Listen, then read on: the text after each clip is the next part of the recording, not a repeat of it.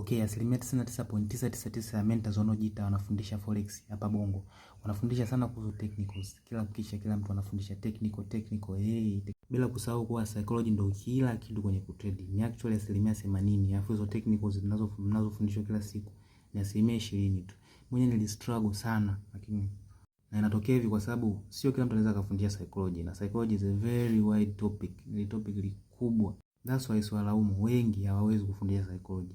Hiyo ndio kweli. Sasa sisi tuliosoma kwenye kozi za 200 na 100 hizi ndio. Okay, anyways mimi leo niko kwa ajili ya kukusanua wewe trader beginner au intermediate, lakini bado psychology inakusumbua. Kuna ka YouTube channel ni kadogo, ila bro value ambayo hii channel imehold kuhusiana na psychology hata umetaka kumlipe shilingi ngapi. Channel imebeba madini sana. Nadhani hata kuna course huko online. Kitu hiki ambacho nakiongelea hapa wanafundisha kwa mahela mengi, thousands of dollars.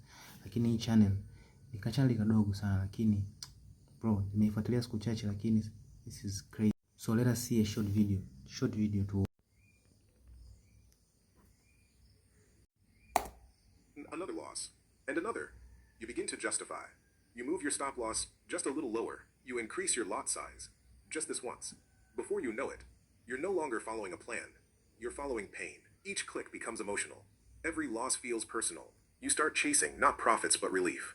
And when the inevitable margin call hits, silence. Not the silence of peace.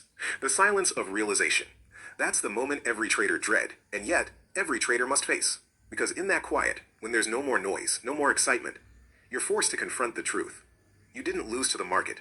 You lost to your own psychology. Fear of missing out. Revenge trading. Ego. Denial. All the invisible forces that drain accounts faster than any candle movement ever could. And here's the irony. The market wasn't punishing you. It was teaching you. A drawdown is not the end of your journey. It's the moment of truth that defines who you become next. Most traders see it as failure. Professionals see it as because what a drawdown truly reveals is not how much money you lost.